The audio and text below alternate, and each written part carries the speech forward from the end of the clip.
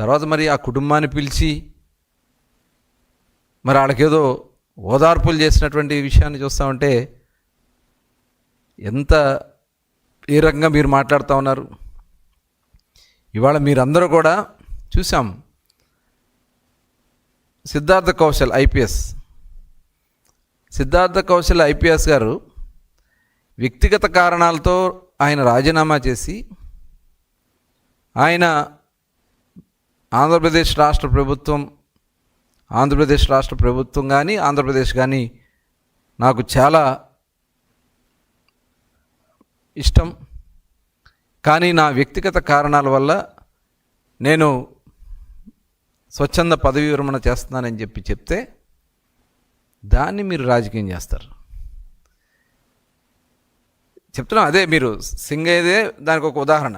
మాకు సంబంధం లేదు, సింగయ్య మాకు సంబంధం లేదు, అతను ఎక్కడో పడి చనిపోయాడు. మరి అట్లాంటప్పుడు మీరు ఇంటికి పిలిచి ఎందుకు చెప్పారు అంటే ఇవన్నీ కూడా చూస్తూ ఉంటే తప్పుడు ప్రచారాలు చేసి మళ్ళీ తర్వాత సమర్థించుకోవడం.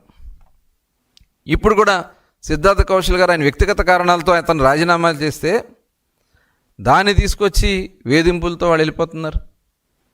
ఎవరు వేధింపులు చేశారు? మీరు మీ ప్రభుత్వ హయాంలో అధికారులతో వేధింపులు చేయించి ఎవరైతే సహకరించలేదో వాళ్ళని పక్కన పెట్టి పోస్టింగ్లు కూడా చేసింది మీరు, జగన్మోహన్ రెడ్డి గారు. ఇవాళ మీ కారణంగా అనేక మంది ఐఏఎస్ ఆఫీసర్లు జైలు పాలైనటువంటి విషయం వాస్తవం కాదా? మీరు చేసినటువంటి కుట్రలో అనేక మంది ఐఏఎస్ ఆఫీసర్లు కానీ ఐపీఎస్ ఆఫీసర్లు కానీ ఇవాళ కోర్టు కేసులు ఎదుర్కొంటున్నది వాస్తవం కాదా? ఈరోజు మీరు